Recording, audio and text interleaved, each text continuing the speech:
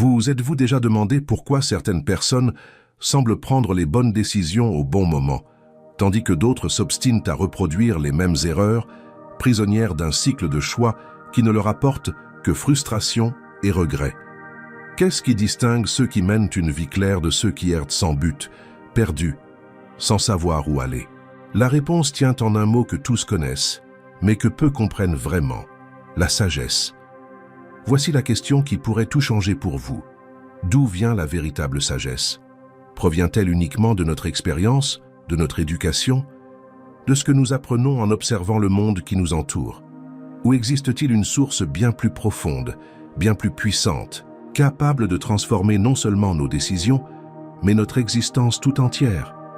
Dans les prochaines minutes, vous découvrirez la différence entre la sagesse que le monde offre et la sagesse divine, et comment cette différence pourrait être précisément ce dont vous avez besoin pour sortir de la confusion et accéder à une vie pleine de sens, de paix et d'épanouissement véritable. Réfléchissez-y. Combien de fois avez-vous pris une décision qui vous semblait parfaite sur le moment, forte de vos connaissances, de votre expérience et des conseils reçus, mais qui s'est révélée par la suite être une terrible erreur? Combien de fois vous êtes-vous retourné sur votre décision en vous disant « Comment ai-je pu être aussi aveugle ?» La vérité, c'est que nous sommes tous passés par là. Et savez-vous pourquoi? Parce que notre perception, notre intelligence et nos capacités d'analyse ont leurs limites. La sagesse humaine, aussi développée soit-elle, aura toujours ses limites. Et c'est précisément de cela dont nous devons parler aujourd'hui, car comprendre ces limites est le premier pas vers la recherche d'une perspective bien plus vaste. Nous vivons à une époque qui valorise immensément le savoir humain. Nous avons accès à plus d'informations que n'importe quelle génération précédente dans l'histoire de l'humanité. En quelques clics sur notre téléphone portable, nous pouvons accéder à des bibliothèques entières, des cours complets et des avis d'experts sur pratiquement tous les sujets. Nous pouvons communiquer instantanément avec des personnes à l'autre bout du monde. Nous avons développé des technologies que nos grands-parents auraient considérées comme magiques. Nous avons vaincu des maladies qui décimaient autrefois des populations entières.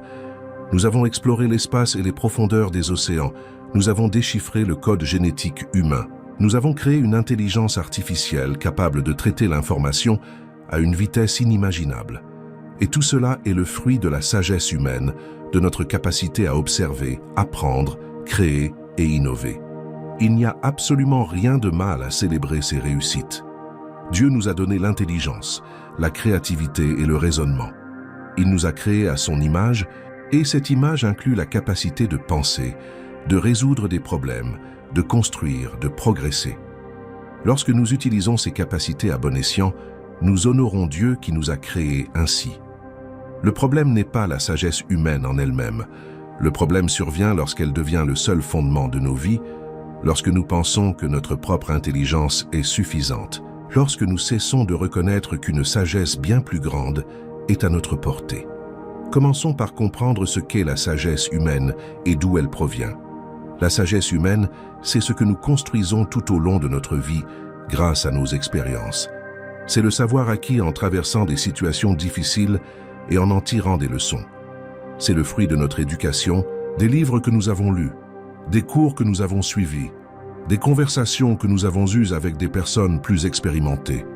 C'est la capacité d'observer le monde qui nous entoure, d'identifier des schémas, de comprendre comment les choses fonctionnent et d'utiliser cette compréhension pour prendre de meilleures décisions. C'est apprendre de ses erreurs, comme toucher une poêle chaude, ou encore comprendre l'importance d'une planification financière après avoir investi de l'argent de manière inconsidérée. C'est apprendre de sa prudence après avoir fait confiance à la mauvaise personne. C'est enfin étudier un sujet particulier en profondeur et développer une expertise dans ce domaine. Et il n'y a rien de mal à cela. Au contraire, la sagesse humaine est précieuse, utile et nécessaire pour bien vivre. Elle nous aide à éviter les dangers, à saisir les opportunités, à tisser des liens et à faire progresser notre carrière. C'est grâce à la sagesse humaine que nous apprenons à ne pas mettre la main dans le feu, car cela brûle, à regarder des deux côtés avant de traverser la rue, à comprendre l'importance d'épargner pour l'avenir et à réaliser que les relations exigent des efforts et de la communication. C'est grâce à la sagesse que les médecins apprennent à diagnostiquer et à traiter les maladies. C'est grâce à la sagesse que les ingénieurs construisent des ponts et des bâtiments sûrs. C'est grâce à la sagesse que les enseignants développent des méthodes pédagogiques efficaces. C'est grâce à la sagesse que les parents apprennent à élever leurs enfants avec toujours plus de sagesse. La sagesse humaine est cumulative. Chaque génération tire des leçons des erreurs et des succès de la précédente. Nul besoin de redécouvrir le feu, la roue ou l'agriculture. Nous pouvons partir de là où nos ancêtres se sont arrêtés et bâtir sur le savoir qu'ils nous ont légué. C'est une merveille, inscrite dans le dessein divin pour l'humanité. Dieu nous a créés pour apprendre, pour développer nos connaissances et nos compétences au fil du temps. Songez à l'évolution de la médecine au cours des siècles. Des maladies qui tuaient des millions de personnes sont aujourd'hui facilement traitées.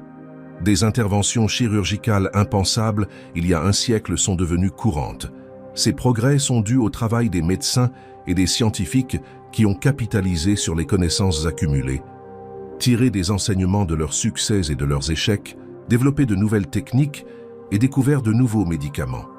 Considérons aussi à quel point notre compréhension de l'univers s'est considérablement développée. Il fut un temps où l'on croyait la Terre plate, le Soleil tournant autour d'elle et les étoiles de minuscules points lumineux fixes dans une voûte céleste. Grâce à une observation attentive, à des expériences rigoureuses et à un raisonnement logique, nous avons découvert que nous vivons sur une planète orbitant autour d'une étoile ordinaire, parmi des milliards d'étoiles, au sein d'une galaxie elle-même, parmi des milliards de galaxies. Chaque génération d'astronomes s'est appuyée sur les travaux de la précédente, corrigeant les erreurs, affinant les théories et élargissant notre compréhension. Prenons l'exemple du développement de l'agriculture. Nos ancêtres ont commencé par des techniques de plantation rudimentaires. Au fil des millénaires, grâce à l'expérimentation, à l'observation des conditions climatiques et à la mise au point de systèmes agricoles sophistiqués qui nourrissent des milliards de personnes, nous avons développé des méthodes de culture avancées. Nous avons appris la rotation des cultures, l'irrigation, la fertilisation et la lutte anti-parasitaire. Chaque agriculteur a appris de ses prédécesseurs et a transmis ce savoir. Il en va de même dans tous les domaines de la vie humaine. En architecture, nous apprenons à construire des structures toujours plus complexes et résistantes. En musique, nous développons des systèmes harmoniques sophistiqués et une incroyable variété de styles. En littérature, nous explorons les profondeurs de l'expérience humaine à travers des récits toujours plus riches. Dans chaque domaine du savoir humain, nous observons ce modèle de croissance cumulative, où les générations s'appuient sur les acquis des précédentes. Et cela ne se limite pas aux seules connaissances techniques ou scientifiques. Nous accumulons également de la sagesse sur les relations humaines, sur la vie en société, sur l'éducation des enfants, sur la gestion des conflits. Vous avez probablement déjà bénéficié de la sagesse d'une personne plus âgée ayant vécu des situations similaires aux vôtres. Peut-être un père ou une mère vous a-t-il conseillé lors d'une relation difficile. Peut-être un mentor vous a-t-il guidé dans vos choix de carrière. Peut-être un ami plus expérimenté vous a-t-il aidé à éviter une erreur qu'il avait lui-même commise. Cette transmission de la sagesse de génération en génération est l'un des mécanismes les plus importants du progrès de l'humanité. Voici le problème crucial que nous ne pouvons ignorer. Aussi utile soit-elle, la sagesse humaine est fondamentalement limitée. Et ces limites ne sont ni mineures ni insignifiantes. Elles sont profondes et affectent tout. Explorons ces limites avec honnêteté, car ce n'est qu'en reconnaissant les échecs de la sagesse humaine que nous pourrons pleinement apprécier notre besoin de sagesse divine. Tout d'abord, la sagesse humaine est par nature limitée. On ne peut connaître que ce que l'on a vécu, étudié, observé. Nous sommes des êtres limités dans le temps et l'espace. Nous n'avons vécu que les années que nous avons vécues, que les lieux que nous avons visités, que les expériences que nous avons vécues. Mais qu'en est-il de ce qui se trouve au-delà de notre expérience? Qu'en est-il de ces situations totalement inédites auxquelles nous n'avons jamais été confrontés? Qu'en est-il de ces problèmes pour lesquels aucun livre ne nous apprend à nous résoudre? Qu'en est-il de ces dilemmes sans précédent dans l'histoire? La sagesse humaine n'a tout simplement pas de réponse à tout. On peut être extrêmement sage dans un domaine de la vie et complètement perdu dans un autre. On peut avoir des décennies d'expérience dans sa profession et être un parfait novice en matière de relations, d'éducation des enfants ou de santé mentale. Imaginez une personne qui a consacré sa vie entière à devenir experte dans un domaine précis. Un chirurgien, par exemple, qui a passé des décennies à perfectionner son art, réalisant des milliers d'opérations réussies. Cette personne possède une sagesse extraordinaire dans son domaine, mais placer ce même chirurgien dans une situation totalement différente, par exemple, tentant de sauver un mariage en crise ou confronté à la rébellion d'un fils adolescent, et il pourrait se sentir complètement perdu. La sagesse acquise dans un domaine ne se transpose pas automatiquement dans un autre. Prenons l'exemple d'une personne ayant vécu toute sa vie dans une culture spécifique et qui déménage soudainement dans un pays complètement différent. Toute la sagesse qu'elle a accumulée concernant les relations sociales, les conventions sociales et le fonctionnement des institutions devient soudainement inadaptée. Cette personne doit en quelque sorte tout recommencer à zéro et apprendre les règles d'un système totalement différent.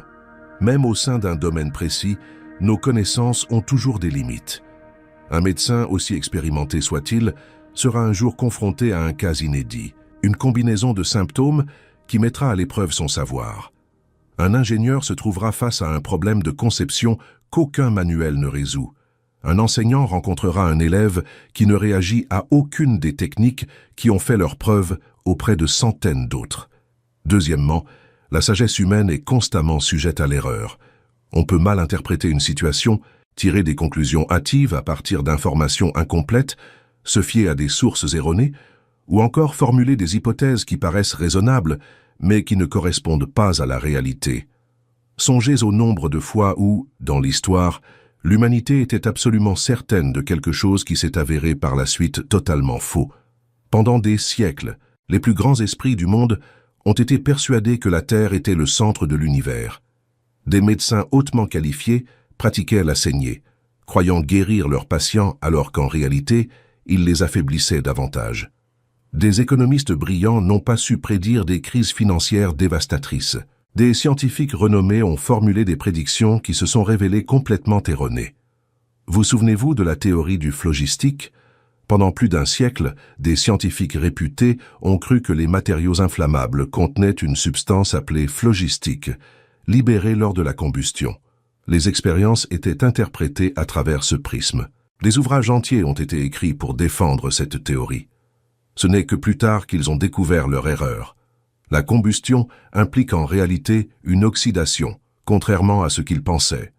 Prenons l'exemple de l'eugénisme, considéré au début du XXe siècle comme une science légitime par de nombreux universitaires respectés. Des universités prestigieuses y consacrèrent des départements entiers. Des lois furent même votées sur la base de ces idées. Aujourd'hui, nous savons qu'il s'agissait d'une terrible pseudoscience, source d'immenses souffrances. Et je ne parle pas de personnes ignorantes ou paresseuses. Je parle d'individus véritablement intelligents, instruits et bien intentionnés, qui se sont tout simplement trompés, car la sagesse humaine a des limites intrinsèques, parce qu'ils travaillaient avec des informations incomplètes, parce qu'ils étaient influencés par les préjugés de leur époque, parce qu'ils ont formulé des hypothèses qui semblaient évidentes, mais qui étaient fausses, et cela continue de se produire aujourd'hui. Combien de fois lisez-vous une étude scientifique affirmant qu'un certain aliment est bon pour la santé, pour ensuite en lire une autre, quelques années plus tard, qui dit le contraire?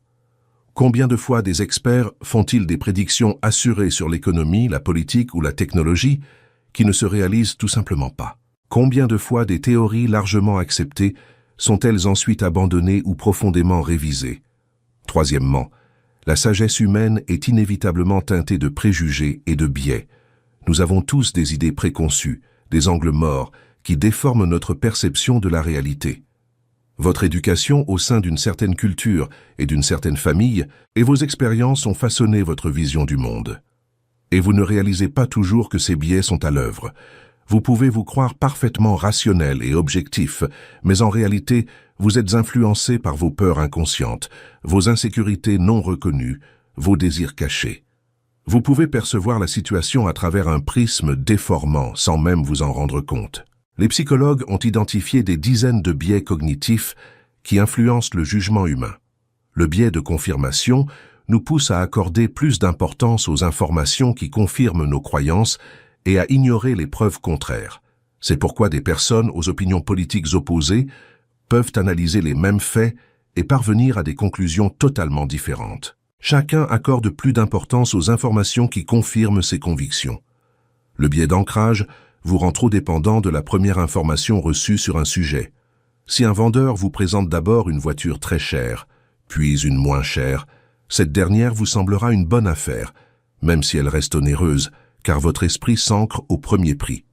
Le biais de disponibilité, quant à lui, vous pousse à surestimer la probabilité des événements faciles à mémoriser. Après avoir entendu parler d'un accident d'avion aux informations, vous pourriez développer une peur de prendre l'avion, même si, statistiquement, conduire est bien plus dangereux. L'effet Dunning-Kruger conduit les personnes peu informées dans un domaine à surestimer considérablement leurs compétences. Elles n'en savent pas assez pour se rendre compte de l'étendue de leur ignorance. À l'inverse, les personnes véritablement expérimentées ont tendance à être plus modestes quant à leurs connaissances, car elles reconnaissent la complexité du sujet. Le biais rétrospectif nous pousse à croire après coup qu'un événement était prévisible, même s'il ne l'était absolument pas auparavant. Combien de personnes, après la crise financière de 2008, ont affirmé qu'elle était inévitable, alors qu'en réalité, très peu l'avaient prédite. Vous êtes sujet à tous ces biais, et à bien d'autres, même lorsque vous vous efforcez d'être objectif. Même lorsque vous pensez être parfaitement rationnel, ces biais agissent en coulisses, influençant vos perceptions, vos interprétations et vos décisions. Outre les biais cognitifs individuels, il existe aussi des préjugés culturels et historiques qui influencent notre jugement collectif. Des pratiques considérées comme parfaitement normales et acceptables à une époque sont perçues comme barbares à une autre. Des idées considérées comme des vérités évidentes dans une culture sont jugées absurdes dans une autre. Et généralement, les membres d'une culture n'ont pas conscience de leurs propres biais. À leurs yeux, leurs croyances et leurs pratiques semblent tout simplement naturelles et justes. Quatrièmement, et c'est peut-être le plus important, la sagesse humaine nous offre une vision terriblement limitée du monde dans son ensemble. On peut voir le présent, entrevoir le passé, tenter de prédire l'avenir, mais on n'a jamais une vue d'ensemble. On ignore ce qui se passera dans 1 an, dans 5 ans, dans 10 ans. On ne peut pas prévoir l'impact de nos choix d'aujourd'hui sur les générations futures. On ne perçoit pas toutes les variables, toutes les conséquences, toutes les ramifications de nos décisions. C'est comme essayer de reconstituer un puzzle gigantesque en ne disposant que de quelques pièces, et en ignorant même combien il en manque et à quoi devrait ressembler l'image finale. Imaginez que vous preniez une décision importante pour votre carrière. Vous pesez soigneusement toutes les informations disponibles. Vous considérez le salaire, les avantages sociaux, les perspectives d'évolution, la localisation, la culture d'entreprise. Vous discutez avec des employés, vous vous renseignez sur le secteur, vous faites tout ce qu'il faut, selon toute vraisemblance. Mais il y a d'innombrables choses que vous ne pouvez pas savoir. Vous ignorez que l'entreprise subira une fusion dans 2 ans, ce qui modifiera complètement sa structure. Vous ignorez que vous rencontrerez dans ce travail une personne qui deviendra votre meilleur ami et qui transformera votre vie de manière inimaginable. Vous ignorez que les compétences que vous développerez dans ce travail seront cruciales pour une toute autre opportunité qui se présentera 5 ans plus tard. Vous ignorez qu'un déménagement dans cette ville vous rapprochera d'un membre de votre famille qui sera confronté à une grave crise de santé et aura désespérément besoin de votre soutien. Vous prenez une décision qui semble parfaitement sensée au vu des informations disponibles. Mais il existe des facteurs que vous ignorez, des conséquences imprévues, des liens que vous n'avez pas perçus. Et cela vaut pour toutes les décisions, pas seulement les plus importantes. Vous acceptez une invitation à un événement et rencontrez une personne qui bouleverse votre vie. Vous ratez un vol qui s'écrase. Vous empruntez un autre itinéraire pour aller au travail et éviter un embouteillage qui vous aurait fait manquer une réunion cruciale. Vous décidez de lire un livre, en particulier, qui fait germer une idée qui prendra racine des années plus tard. La vie est un réseau incroyablement complexe de causes et d'effets, où de petits choix peuvent avoir des conséquences énormes et où de grandes décisions peuvent engendrer des résultats totalement imprévus. Et nous naviguons dans cette complexité avec des informations limitées, une vision partielle et une compréhension incomplète. C'est une leçon d'humilité quand on y pense. Quelle part de ce qui nous arrive dans la vie est le fruit de nos choix judicieux et quelle part est le résultat de facteurs qui échappent totalement à notre contrôle ou à notre connaissance. Et si tout cela ne suffisait pas à nous faire réfléchir et à reconsidérer notre confiance absolue en la sagesse humaine, il existe une limite encore plus profonde, plus dangereuse et plus destructrice, la fragilité morale de cette sagesse. Voyez-vous, le problème n'est pas seulement que nous ne savons pas tout, que notre vision est limitée ou que nous commettons des erreurs de jugement. Le problème, c'est que le cœur humain lui-même est corrompu par le péché. Et cela change fondamentalement tout. Car même avec toutes les informations nécessaires, même en comprenant parfaitement la situation, même en sachant exactement quel est le bon choix, on peut délibérément choisir le mauvais. Pourquoi?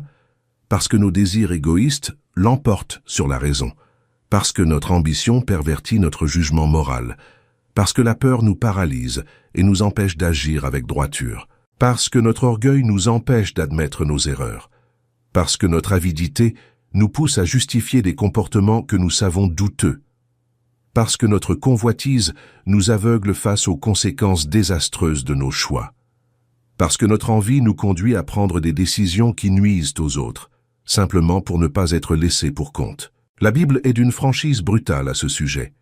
Jérémie, chapitre 17, verset 9, déclare « Le cœur est tortueux plus que tout, et désespérément mauvais. Qui peut le connaître ?» Le prophète affirme que c'est notre propre cœur qui nous trompe. Ce ne sont pas seulement les autres, ni les circonstances extérieures, mais bien notre propre cœur qui est la principale source d'illusion. On peut rationaliser presque n'importe quel comportement si notre cœur est déterminé à suivre une certaine voie. On peut élaborer des arguments complexes, logiquement cohérents et moralement sophistiqués pour justifier des choses que, au fond de soi, on sait être mauvaises. Songez au nombre de personnes qui, à travers l'histoire, ont utilisé des arguments rationnels pour justifier des pratiques abominables. L'esclavage a été défendu par des théologiens respectés, s'appuyant sur des interprétations bibliques déformées. Le colonialisme a été justifié comme une mission civilisatrice. Les génocides ont été rationalisés comme étant nécessaires au bien commun. Et ces justifications n'étaient pas seulement le fait de monstres notoires. Il s'agissait de personnes considérées comme respectables, instruites et intelligentes à leur époque. Et il n'est pas nécessaire de se limiter aux exemples historiques extrêmes.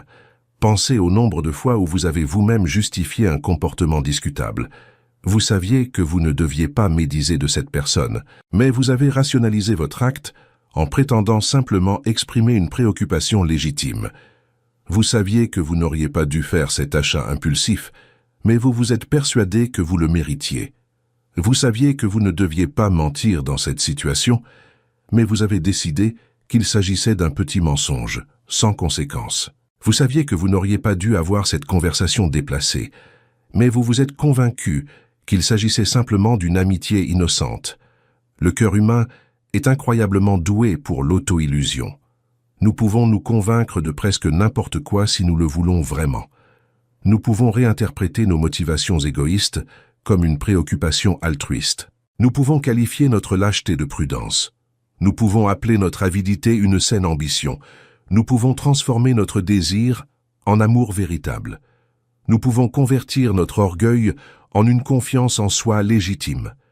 La sagesse humaine, à elle seule, n'a pas le pouvoir de transformer le cœur. Elle peut indiquer le bon chemin, transmettre toutes les connaissances nécessaires, présenter des arguments logiquement irréprochables, mais elle ne peut donner la volonté, la pureté de motivation, la transformation intérieure nécessaire pour persévérer sur cette voie qui exige sacrifice, renoncement, humilité et maîtrise de soi. Paul aborde ce sujet dans l'Épître aux Romains, chapitre 7. Il décrit la frustration de savoir ce qui est juste sans pouvoir le mettre en pratique. « Car je ne fais pas le bien que je veux, mais je fais le mal que je ne veux pas. Car selon mon être intérieur, je prends plaisir à la loi de Dieu, mais je vois en moi une autre loi qui lutte contre la loi de mon entendement et qui me rend captif de la loi du péché qui est en moi. » Même Paul, l'un des plus grands penseurs chrétiens, a éprouvé ce conflit intérieur entre savoir ce qui est juste et faire ce qui est juste. Et c'est là une expérience humaine universelle. Nous connaissons tous ce combat. Nous avons tous connu cette situation où nous savons exactement ce que nous devrions faire, mais où nous faisons le contraire. La sagesse humaine peut éclairer le chemin, mais elle ne peut nous donner les jambes assez fortes pour le parcourir lorsqu'il gravit une montagne escarpée. Songez au nombre de personnes brillantes et extrêmement intelligentes, dotées d'une vaste expérience et de connaissances approfondies, qui ont pris des décisions moralement répréhensibles, ruinant leur vie et celle d'autrui. Pensez aux dirigeants mondiaux qui ont usé de leur intelligence considérable pour opprimer des populations entières, mettre en place des machines de propagande et manipuler les masses. Hitler n'était pas un idiot. Staline n'était pas un ignorant. C'étaient des hommes intelligents qui ont utilisé leur intelligence à des fins maléfiques. Pensez aux hommes d'affaires avisés qui ont utilisé leurs connaissances pointues du marché pour tromper les investisseurs, voler leurs employés et éliminer leurs concurrents par des moyens contraires à l'éthique. Bernie Madoff comprenait la finance mieux que la plupart des gens. Il a utilisé ce savoir pour perpétrer l'une des plus grandes escroqueries de type Ponzi de l'histoire. Pensez à ces brillants scientifiques qui ont utilisé leurs connaissances pour développer des armes toujours plus destructrices. Pensez à ces médecins qui ont bafoué leur déontologie en menant d'horribles expériences sur des êtres humains. Pensez à ces enseignants qui ont abusé de leur autorité pour maltraiter leurs élèves. L'intelligence, le savoir, la sagesse humaine, rien de tout cela ne garantit la bonté morale. Rien de tout cela ne garantit qu'une personne fera des choix éthiques sous la pression. Et il n'est pas nécessaire de se limiter aux cas extrêmes de mal manifeste. Pensons aux gens ordinaires, des gens bien selon les normes sociales, qui font de petites concessions morales qui s'accumulent avec le temps. L'homme d'affaires, qui commence par de petits mensonges sur ses produits et qui peu à peu amplifie ses tromperies. Le conjoint, qui commence par de petites infidélités émotionnelles qui finissent par devenir physiques. L'étudiant qui triche à un petit examen et qui développe une habitude de malhonnêteté. L'homme politique qui accepte une petite faveur douteuse et qui, peu à peu, sombre dans la corruption totale. Ces gens-là ne se lèvent généralement pas un matin en décidant de faire le mal. Ils procèdent par petits pas, chacun paraissant relativement inoffensif, chacun justifié d'une manière ou d'une autre. Et la sagesse humaine, à elle seule, est impuissante à briser ce schéma. Car le problème n'est pas un manque de connaissances. Le problème est un cœur qui a besoin d'être transformé. Et voici une vérité encore plus dérangeante. Plus une personne est intelligente et perspicace, plus elle est douée pour justifier ses comportements discutables. Les personnes moins intelligentes ont tendance à privilégier des justifications plus simples et plus évidentes. Mais les personnes véritablement brillantes peuvent élaborer des justifications extrêmement complexes et philosophiquement sophistiquées, au point qu'il leur est difficile, même à elles-mêmes, de se rendre compte qu'elles se trompent elles-mêmes. La sagesse humaine, sans ancrage moral transcendant, sans source de vérité absolue, sans la puissance transformatrice de Dieu agissant dans le cœur, peut aisément se réduire à un simple outil sophistiqué au service de nos intérêts égoïstes. Nous pouvons utiliser notre intelligence non pour rechercher le vrai et le bien, mais pour justifier nos décisions déjà prises. Nous pouvons employer notre raisonnement non pour découvrir la vérité, mais pour défendre nos positions préconçues. Nous pouvons utiliser notre savoir non pour servir autrui, mais pour le manipuler et l'exploiter. C.S. Lewis a dit une chose profonde à ce sujet. L'éducation sans valeur, aussi utile soit-elle, semble plutôt faire de l'homme un démon plus intelligent. Il reconnaissait ainsi que la connaissance et l'intelligence sont neutres en soi. Elles peuvent être utilisées pour le bien comme pour le mal, et sans une profonde transformation morale, sans valeurs justes enracinées dans un fondement solide, la sagesse humaine peut facilement être pervertie à des fins destructrices. Et c'est là que réside le grand danger auquel nous sommes tous exposés. Nous pouvons devenir extrêmement doués pour rationaliser nos mauvais choix, pour construire des arguments en apparence convaincants afin de justifier ce que, au fond, nous savons être mal. Nous pouvons créer des récits élaborés où nous sommes toujours les héros incompris, où nos motivations sont toujours pures, même lorsque nos actions sont discutables, où nos erreurs sont toujours parfaitement justifiables par les circonstances difficiles que nous rencontrons. Nous pouvons devenir experts en auto-illusion, utilisant toute notre sophistication intellectuelle pour éviter d'affronter les vérités dérangeantes sur nous-mêmes. David Brooks, commentateur politique et social, a écrit « Nous nous jugeons d'après nos intentions, mais nous jugeons les autres d'après leurs actes. Il est bien plus facile de déceler les défauts moraux d'autrui que les nôtres. Il est bien plus facile de justifier nos propres comportements discutables que ceux des autres. Nous pouvons être extrêmement critiques envers autrui lorsque nous voyons quelqu'un agir mal, mais incroyablement indulgents lorsque nous faisons la même chose. Alors se pose l'inévitable question, celle qui devrait vous tarauder en ce moment même. Si la sagesse humaine est si limitée, si fragile, si sujette à l'erreur et à la distorsion, si vulnérable à la corruption du péché qui réside en chacun de nous, où trouver une sagesse véritablement fiable? Où trouver un guide qui ne faillit jamais, même quand tout le reste échoue, qui ne nous trompe pas quand nos cœurs sont maîtres de l'illusion, qui n'est pas contaminé par nos désirs égoïstes et nos motivations cachées? Où trouver une sagesse qui non seulement nous montre intellectuellement le bon chemin, mais qui nous donne aussi la force morale et spirituelle nécessaire pour le suivre avec constance? Où trouver une sagesse qui perçoit parfaitement l'ensemble là où nous n'en voyons que des fragments, qui discerne la fin glorieuse du commencement chaotique, qui ne commet aucune erreur de jugement, qui est sans angle mort, qui est incorruptible? La réponse est à la fois d'une simplicité profonde et d'une puissance transformatrice extraordinaire. Il existe une sagesse qui émane directement de Dieu, une sagesse qui est totalement exempte des limites frustrantes de la sagesse humaine. Une sagesse parfaite en tout point, éternelle et immuable à travers les âges, d'une fiabilité absolue en toutes circonstances, d'une profondeur inépuisable et d'une force transformatrice. Et cette précieuse sagesse n'est pas cachée dans un lieu inaccessible. Elle n'est pas réservée à une élite spirituelle privilégiée. Elle n'est pas accessible uniquement à ceux qui ont consacré des décennies entières à des études théologiques formelles. Cette sagesse vous est véritablement et généreusement offerte, personnellement, aujourd'hui, maintenant, à cet instant précis, quelle que soit votre identité, votre origine, votre passé, vos échecs, la complexité de votre vie actuelle, vos erreurs et vos occasions manquées. La Bible l'affirme de manière absolument et sans équivoque, sans la moindre ambiguïté. Dans le livre des Proverbes, chapitre 2, verset 6, il est écrit avec une clarté limpide, qui ne laisse place à aucun doute ni à aucune interprétation alternative, car l'Éternel donne la sagesse, de sa bouche sortent la connaissance et l'intelligence.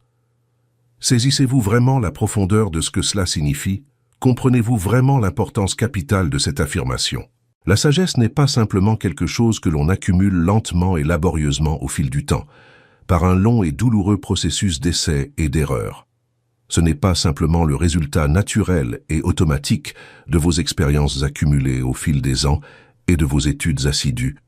Il existe une sagesse qui vient surnaturellement, directement de Dieu, qui émane littéralement de la bouche même du Créateur omnipotent et omniscient de l'univers entier, celui qui connaît absolument tout, passé, présent et futur, qui perçoit parfaitement la fin glorieuse à partir du commencement apparemment chaotique, qui n'est soumis à aucune de nos innombrables limitations humaines, à aucune de nos fréquentes erreurs de jugement, à aucun de nos inévitables préjugés culturels et personnels, à aucune forme de corruption morale. Et cette sagesse divine est véritablement à la portée de ceux qui la recherchent avec sincérité, humilité et foi vivante. Dieu ne la garde pas jalousement pour lui, ne la réservant qu'à quelques élus ayant prouvé leur valeur.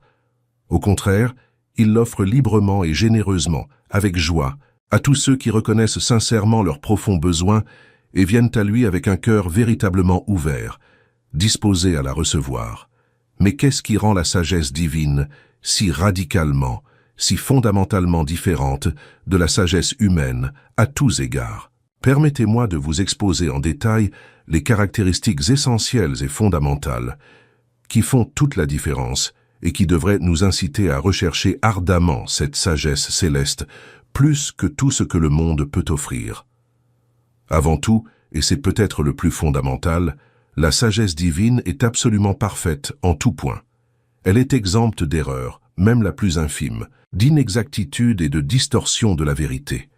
Elle ne repose pas sur des informations partielles ou incomplètes, ni sur des suppositions douteuses ou non vérifiées. Elle n'a pas besoin d'être corrigée à l'apparition de nouvelles informations, ni mise à jour pour rester pertinente, ni révisée lorsque nous constatons notre erreur.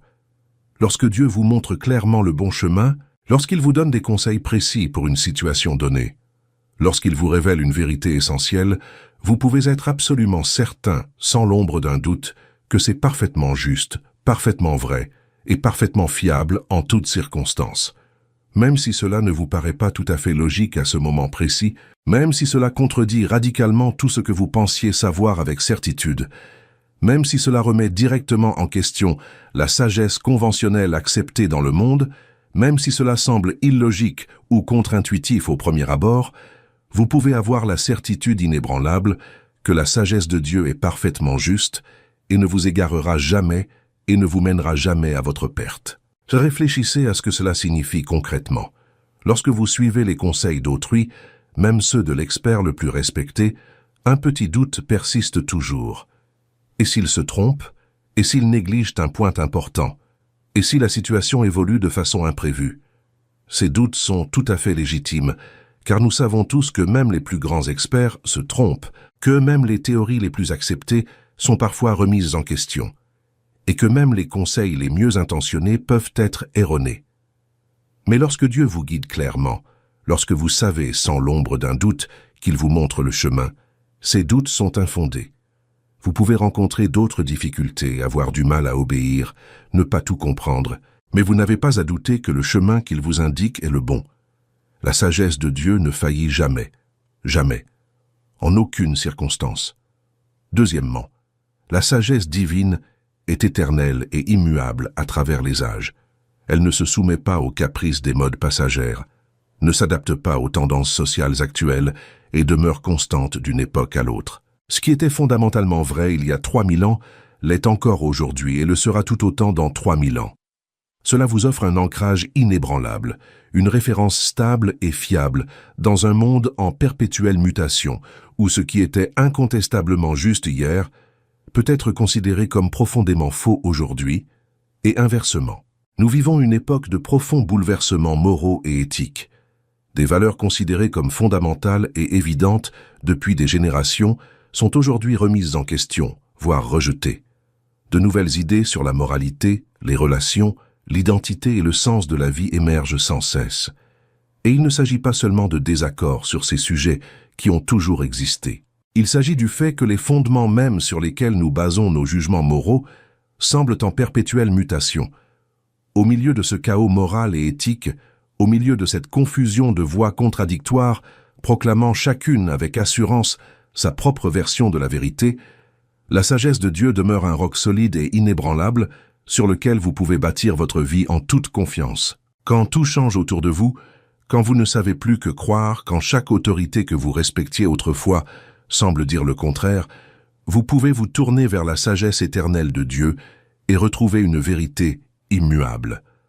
Cela ne signifie pas que la sagesse divine soit déconnectée des réalités modernes, bien au contraire. Cela signifie que les principes éternels révélés par Dieu sont aussi vrais et applicables aujourd'hui qu'ils l'étaient lors de leur révélation.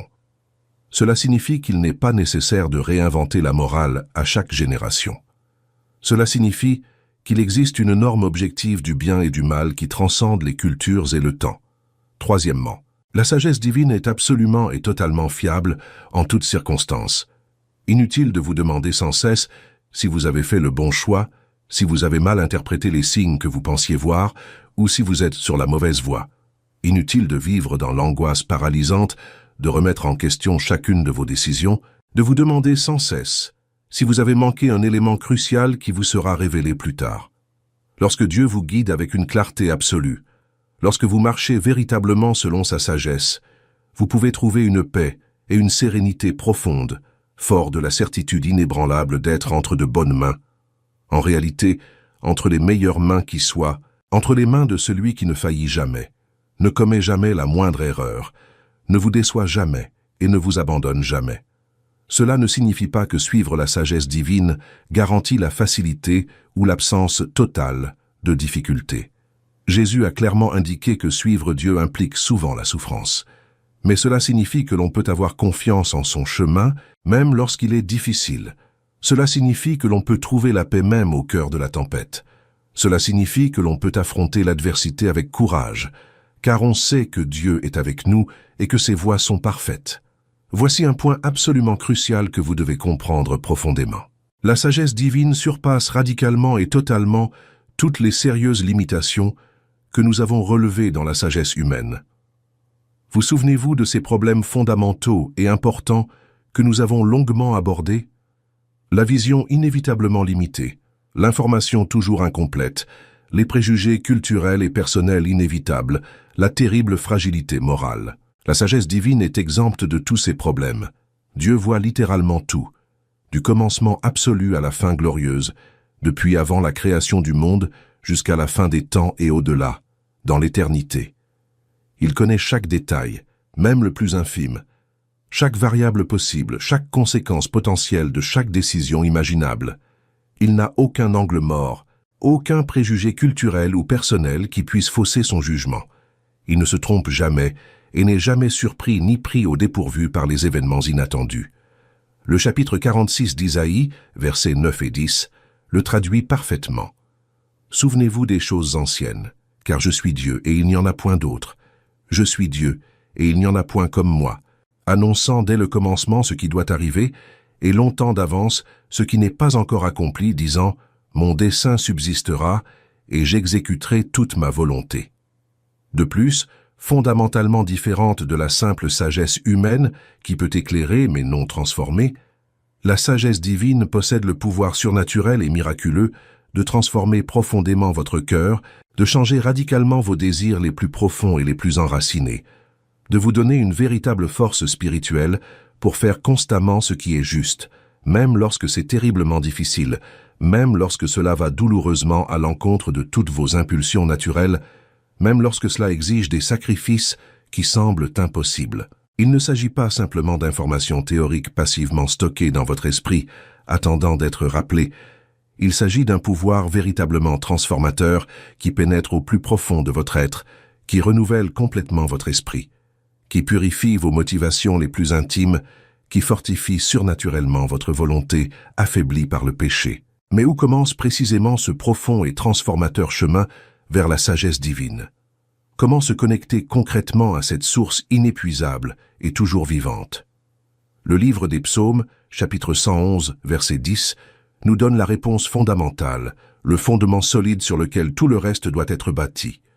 La crainte de l'Éternel est le commencement de la sagesse. Il s'agit d'une vérité fondamentale que beaucoup ignorent ou interprètent de manière malheureusement superficielle et déformée, passant ainsi à côté de toute la richesse du message. Permettez-moi d'expliquer avec toute la précision et la profondeur nécessaires ce que cela signifie réellement, car la bonne compréhension de ce point crucial est absolument essentielle pour la suite. Lorsque la Bible parle de craindre Dieu comme il se doit, elle ne fait en aucun cas référence à une peur paralysante, une terreur irrationnelle qui pousse à fuir et à se cacher. Il ne s'agit certainement pas de la peur névrotique et malsaine que l'on éprouverait face à un tyran cruel, capricieux et totalement imprévisible. Ce n'est pas la peur qui paralyse et empêche de s'approcher de lui avec confiance. La crainte du Seigneur est tout autre chose, bien plus profonde et riche, bien plus complexe et multiforme.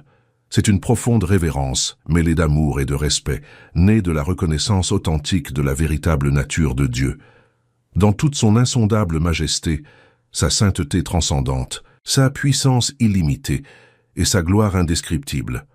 C'est lorsque l'on contemple véritablement l'immensité insondable de l'univers, les innombrables galaxies disséminées sur des distances que l'esprit humain ne peut même pas commencer à appréhender, l'ordre complexe et mathématiquement précis qui régit le cosmos du niveau quantique aux structures à grande échelle, l'extraordinaire et époustouflante complexité de la vie du niveau moléculaire microscopique, aux divers écosystèmes planétaires interdépendants, que le cœur se remplit d'une admiration sincère et profonde et que l'on reconnaît humblement. Il existe un Créateur infiniment intelligent, infiniment puissant, infiniment créatif, infiniment sage derrière absolument tout ce que nous voyons et ne voyons pas. C'est lorsqu'on regarde honnêtement sa propre vie, sans rationalisation ni excuse, en reconnaissant ses limites évidentes et criantes, ses échecs répétés et honteux, ses incapacités manifestes et frustrantes, et qu'on admet avec une humilité sincère et profonde. J'ai désespérément besoin de quelque chose d'infiniment plus grand et plus puissant que moi. Je ne peux pas traverser seul cette vie complexe et dangereuse. Je n'ai pas la sagesse nécessaire pour prendre toutes les décisions qui s'offrent à moi. Je n'ai pas la force morale suffisante pour résister à toutes les tentations. Je n'ai pas la bonté naturelle nécessaire pour aimer comme je le devrais. J'ai besoin de Dieu à chaque instant.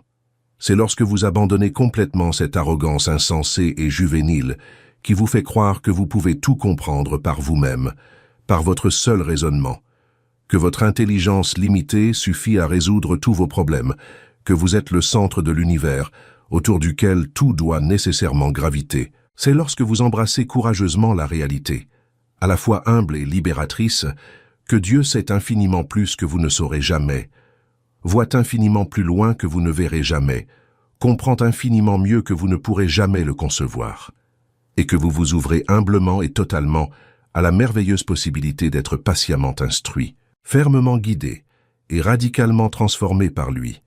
La crainte révérentielle de Dieu est le fondement absolument solide et inébranlable sur lequel toute sagesse véritable et durable doit nécessairement se bâtir. Car lorsque vous reconnaissez sincèrement et profondément la souveraineté absolue et incontestable de Dieu sur toute chose, lorsque vous comprenez avec une clarté croissante qu'il est la norme ultime et parfaite de vérité, de justice, de bonté et de beauté, vous acquérez un repère moral qui ne change pas capricieusement au gré des opinions populaires, qui ne vacille pas lâchement face aux difficultés et qui ne se corrompt pas progressivement avec le temps. Et à partir de ce repère ferme, stable et absolument inébranlable, vous pouvez alors commencer à évaluer correctement absolument tout le reste dans votre vie. Vos décisions importantes et anodines, vos relations intimes et amicales, vos objectifs à court et à long terme, vos valeurs fondamentales, vos priorités quotidiennes. Sans ce fondement solide et profond de crainte révérencieuse du Seigneur, vous dérivez perpétuellement sur la mer tumultueuse de la vie, violemment ballotté par des opinions humaines contradictoires, par des modes culturels éphémères et superficiels, par vos propres désirs intérieurs conflictuels et confus, totalement dépourvus de boussole morale fiable, sans un or véritable et immuable vers lequel orienter constamment votre vie.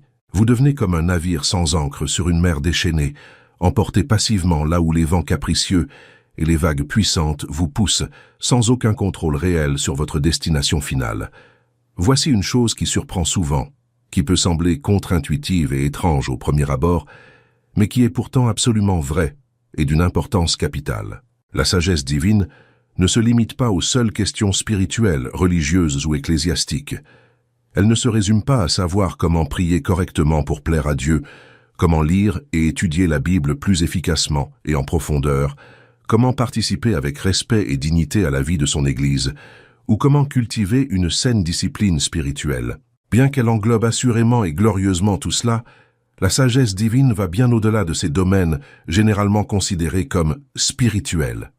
Elle guide et illumine votre vie dans son intégralité, chaque aspect imaginable, chaque domaine, chaque décision que vous devez prendre. Vos relations les plus intimes et importantes. Comment témoigner à votre conjoint un amour véritablement sacrificiel, même lorsque c'est incroyablement difficile et que vous n'en avez pas envie? Comment élever vos enfants en trouvant le juste équilibre entre une générosité bienveillante et une fermeté appropriée? Comment gérer de manière constructive les personnes extrêmement difficiles et irritantes au travail, sans perdre votre précieuse intégrité personnelle ni votre paix intérieure? Vos finances personnelles et vos décisions économiques importantes. Comment gagner de l'argent honnêtement et avec une intégrité sans faille, même lorsque des raccourcis contraires à l'éthique et malhonnêtes semblent extrêmement tentants et lucratifs. Comment dépenser avec une véritable sagesse au lieu de succomber passivement au consumérisme effréné et destructeur de la société moderne? Comment être sincèrement et généreusement généreux sans être imprudent, naïf ou insensé? Votre carrière à long terme et votre vocation professionnelle. Quelle direction prendre lorsque vous vous trouvez à un carrefour critique avec plusieurs options apparemment viables? Quand exactement changer d'emploi et quand rester prudemment où vous êtes? Comment gérer de manière constructive et digne les conflits professionnels inévitables sans compromettre vos valeurs?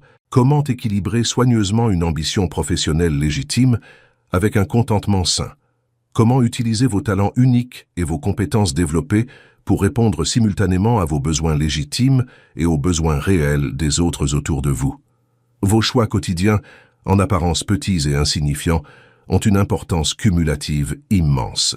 Quel film ou série regarder pour nourrir véritablement votre âme au lieu de polluer lentement mais sûrement votre esprit? Quels livres ou séries lire pour vous construire et vous fortifier au lieu de vous corrompre et de vous affaiblir subtilement? Avec qui passer votre précieux temps libre pour vous élever et vous inspirer constamment au lieu de vous miner progressivement? Comment utiliser vos précieuses heures libres de manière à vous ressourcer et vous dynamiser au lieu de vous vider et de vous déprimer? Il n'existe absolument aucun domaine de votre vie, aussi profane ou banal qu'il puisse paraître en apparence, qui échappe véritablement à la portée profonde et à la pertinence pratique de la sagesse divine.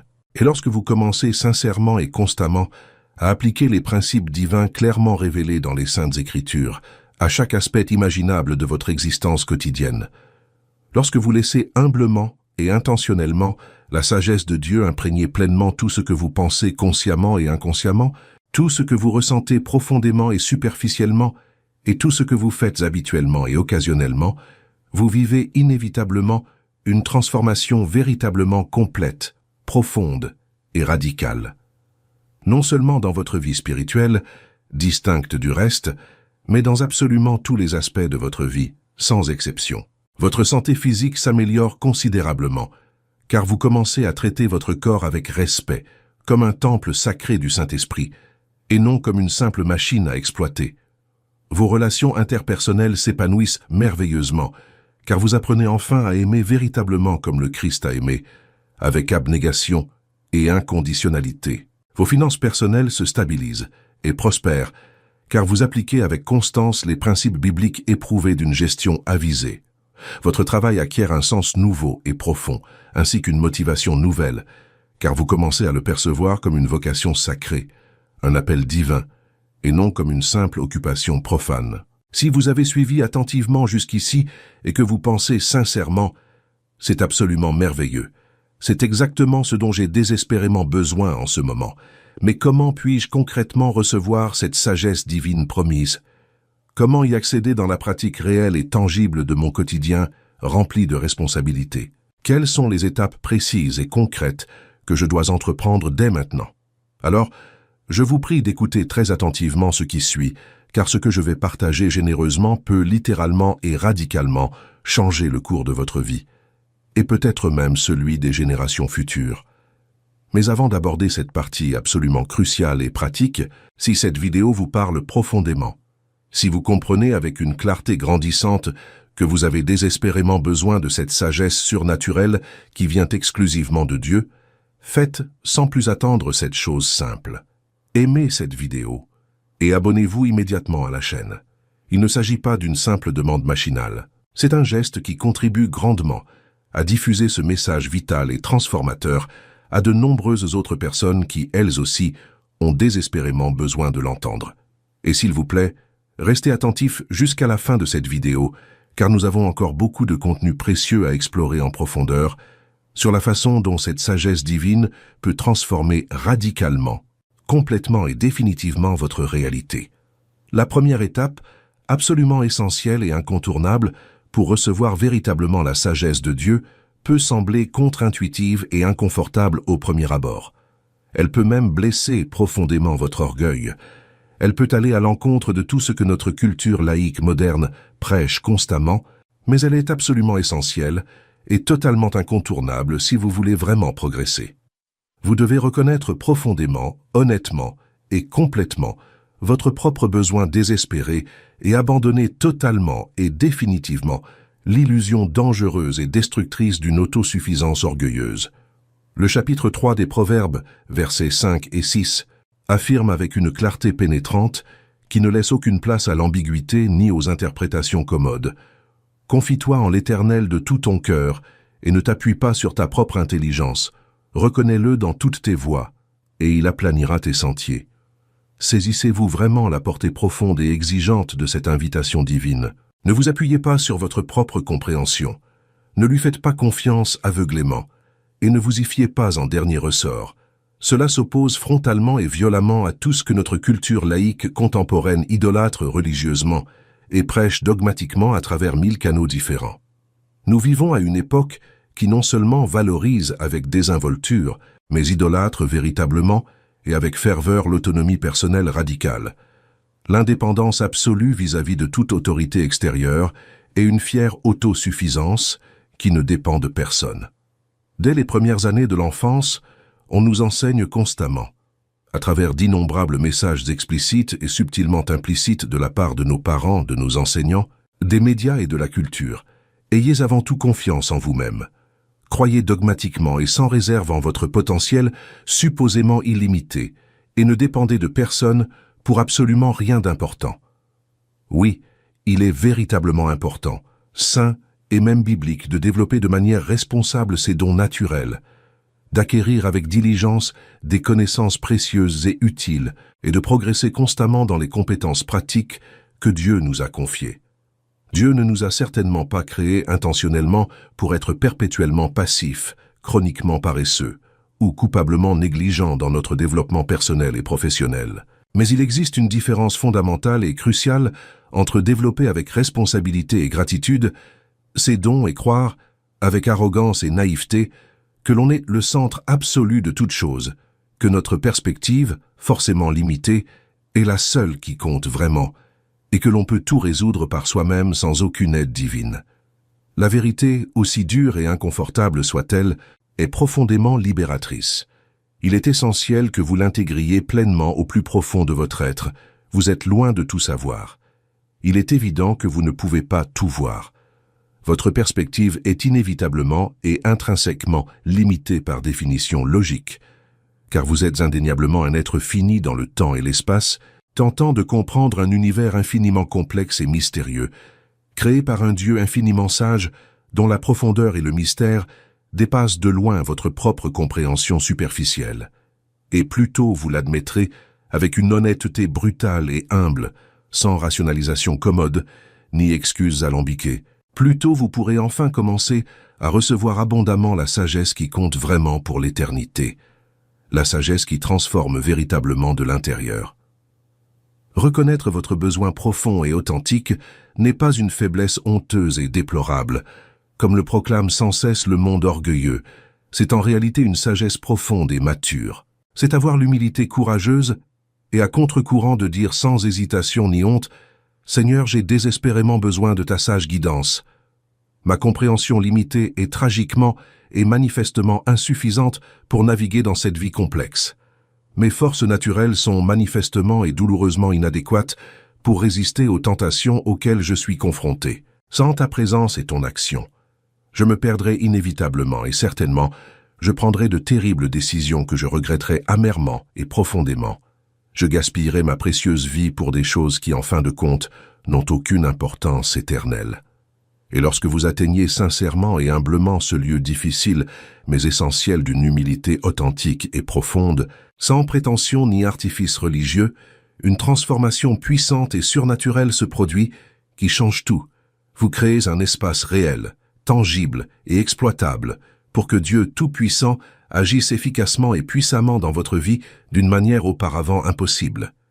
Car comprenez ceci avec une clarté croissante, tant que vous persistez avec orgueil et obstination à ne faire confiance qu'à vous-même, sans lâcher prise, croyant avec présomption et arrogance détenir toutes les réponses nécessaires ou du moins pouvoir les découvrir par vous-même, dangereusement gonflé par l'orgueil subtil mais destructeur de votre propre intelligence relative, il n'y a tout simplement pas d'espace réel disponible pour que la sagesse divine puisse entrer et agir. C'est comme une tasse déjà pleine à ras-bord qui déborde. Vous ne pouvez physiquement rien y mettre de plus sans d'abord en vider au moins une partie. Mais lorsque vous reconnaissez enfin et honnêtement votre vide douloureux et humiliant, lorsque vous admettez humblement et publiquement avoir besoin d'aide extérieure parce que vous ne pouvez y arriver seul, vous devenez alors comme une coupe complètement vide, ouverte et prête, sincèrement disposée à être remplie généreusement et à déborder. Et Dieu, dans son infinie bonté et son inépuisable générosité, se réjouit profondément et sincèrement de combler abondamment et généreusement ceux qui reconnaissent humblement et honnêtement leurs besoins désespérés de lui à chaque instant. Reconnaître humblement ce besoin profond, absolument crucial et non négociable, n'est que le premier pas de ce long cheminement transformateur. L'étape suivante, tout aussi essentielle, consiste à demander activement, intentionnellement et avec persévérance, sans jamais se décourager. Et voici une promesse extraordinaire et encourageante qui devrait emplir votre cœur fatigué d'une espérance vivante et d'une confiance absolue, fondée sur la nature de Dieu. L'Épître de Jacques, chapitre 1, verset 5, déclare avec une clarté encourageante et directe « Si quelqu'un d'entre vous manque de sagesse, qu'il la demande à Dieu, qui donne généreusement à tous sans reproche, et elle lui sera donnée généreusement. » Avez-vous vraiment saisi toute la portée de cette promesse divine? Si vous avez véritablement besoin de sagesse face à une situation, quelle que soit votre situation sociale ou économique, vos erreurs passées, vos échecs répétés, demandez-la simplement à Dieu avec foi et sincérité. Dieu ne vous la donnera pas à contre-cœur, comme s'il vous faisait une grande faveur.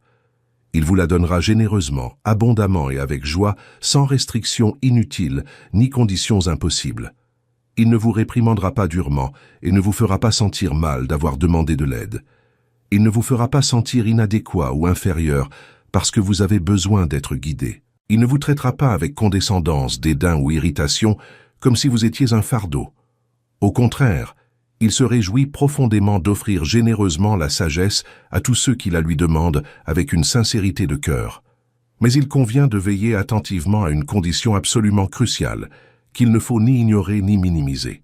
Il est indispensable de prier avec une foi authentique et vivante, et non avec un doute paralysant ou un scepticisme cynique. Il est totalement inutile de réciter une prière mécanique et routinière, par pure habitude religieuse, sans espérer véritablement et avec confiance une réponse concrète, sans croire sincèrement que Dieu entend et répond personnellement. Il est inutile de prononcer les paroles techniquement correctes et théologiquement précises si votre cœur partagé continue ces derniers temps à ne se fier qu'à vous-même. Une foi authentique et vivante signifie croire profondément et fermement que Dieu est absolument réel et personnellement présent, qu'il entend véritablement et attentivement chacune de vos prières, aussi maladroites soient-elles, qu'il se soucie sincèrement et profondément de vous personnellement, et non de manière générique, et qu'il répond assurément en son temps parfait.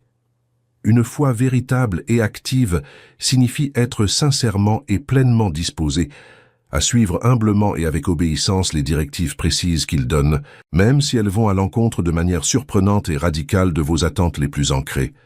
Même si elles semblent d'abord étranges, illogiques ou totalement contraires à votre raison, même si elles sont beaucoup plus difficiles et coûteuses que vous ne le souhaiteriez ou ne l'auriez imaginé. La vraie foi consiste à reconnaître humblement que Dieu sait infiniment plus que vous ne saurez jamais, qu'il voit incomparablement plus loin que vous ne verrez jamais, et que ses voies, bien que souvent mystérieuses et incompréhensibles pour vous aujourd'hui, sont toujours parfaites et visent toujours votre bien suprême.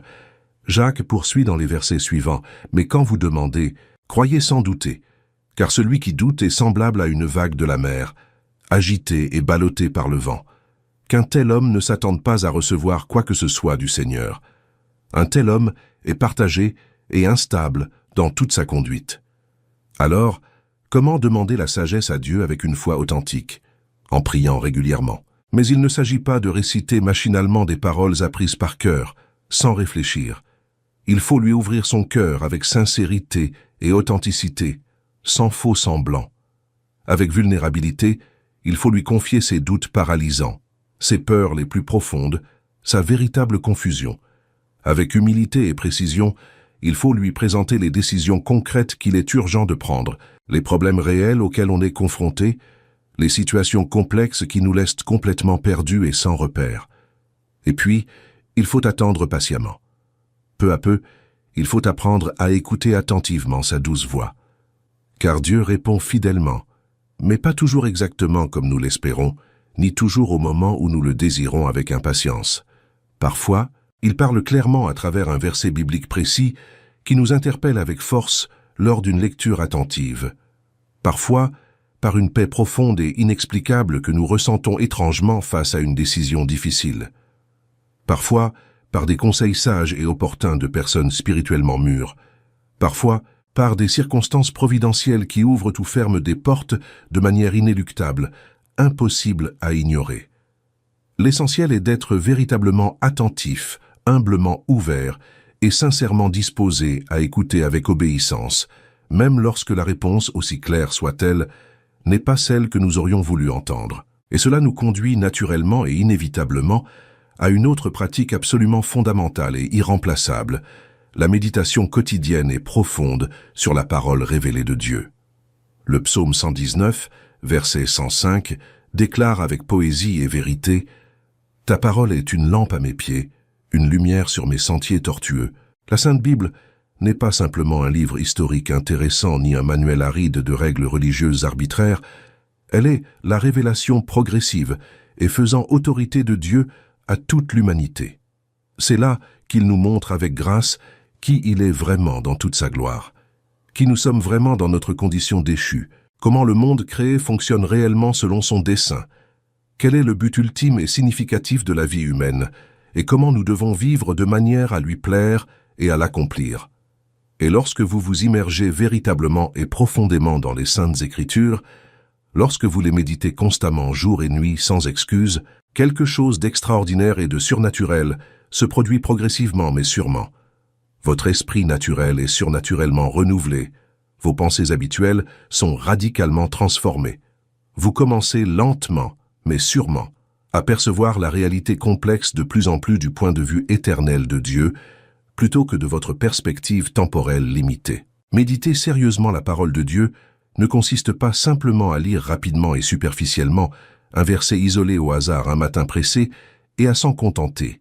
Il s'agit de consacrer régulièrement un temps conséquent et de qualité à l'étudier attentivement, à la méditer profondément, à la mémoriser intentionnellement et à l'appliquer personnellement. Il s'agit de se demander humblement et honnêtement, pendant la lecture, que m'enseigne précisément ce texte sur Dieu et ses voies?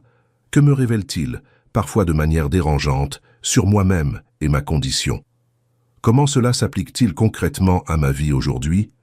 Que dois-je changer précisément, en réponse directe et obéissante à cette vérité révélée? Qu'en pratiquant cela fidèlement, régulièrement et avec dévouement, on réalise peu à peu avec émerveillement que la Bible apporte des réponses étonnamment pertinentes à des situations insoupçonnées, des principes éternels et immuables qui éclairent avec force les décisions urgentes de notre époque, une sagesse ancienne et éprouvée, d'une pertinence surprenante et rafraîchissante face aux problèmes complexes de notre monde. Réfléchissez-y attentivement. Chaque fois que vous êtes confronté à une décision difficile et importante, vous avez fondamentalement deux options. Vous pouvez vous fier dans une certaine mesure à votre propre jugement faillible, à vos propres idées limitées, à la sagesse conventionnelle changeante du monde déchu. Ou bien, avec humilité et détermination, vous pouvez vous tourner vers la parole éternelle de Dieu et vous demander sincèrement « Que dit clairement Dieu à ce sujet ?» Quels principes bibliques spécifiques s'appliquent directement ici? Comment les croyants ont-ils géré des situations similaires dans les Écritures? Et lorsque vous agissez ainsi avec constance, régularité et dévotion, vous découvrez avec émerveillement que la Bible est comme une boussole spirituelle fiable qui indique toujours fidèlement le nord véritable et immuable, indépendamment des tempêtes violentes qui vous entourent, indépendamment des nombreuses voix contradictoires qui tentent sans cesse de vous entraîner dans des directions opposées.